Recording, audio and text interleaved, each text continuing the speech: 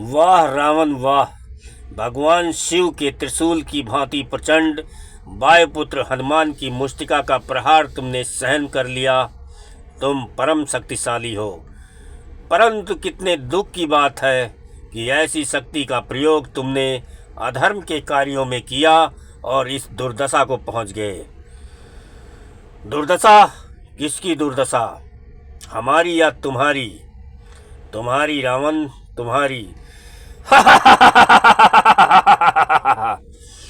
एक one one भटकते हुए वनवासी को स्वर्ण लंका के सिंहासन पर बैठे हुए त्रिभुवन विजयी लंकेश के वैभव में दुर्दशा दिखाई दे रही है। राम, तुम अपनी वाक्पटुता के जादू से इन अज्ञानी बानरों को भरमा सकते हो, रावण को नहीं। रावण, भक्त और ज्ञानी में यही अंतर होता है। भक्त अनपढ़ हो, मूर्ख हो, परंतु हृदय का सच्चा और मन का सरल होता है। परंतु ज्ञानी तुम जैसा दुष्ट भी हो सकता है। जिसके हृदय में अधर्म और कपट होता है, उसकी अवस्था तुम्हारे जैसी होती है। जिसे लंका के स्वर्णराज सिंहासन पर बैठकर भी जीवन की अपूर्णता का कांटा चुभ रहा है।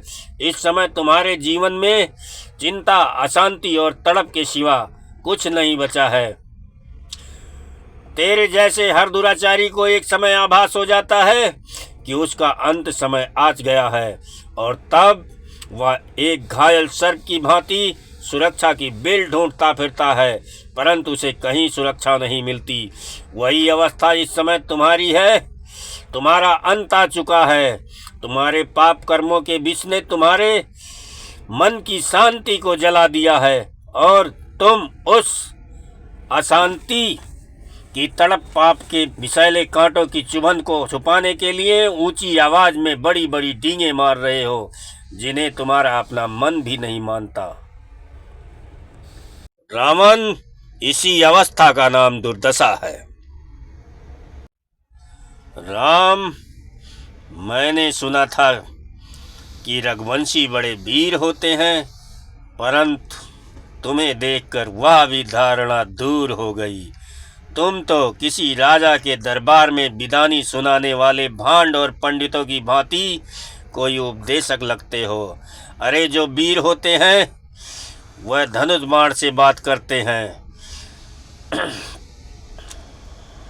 जुबान से नहीं।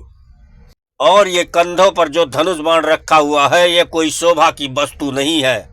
इससे तीर चलाए जाते हैं। ऐसे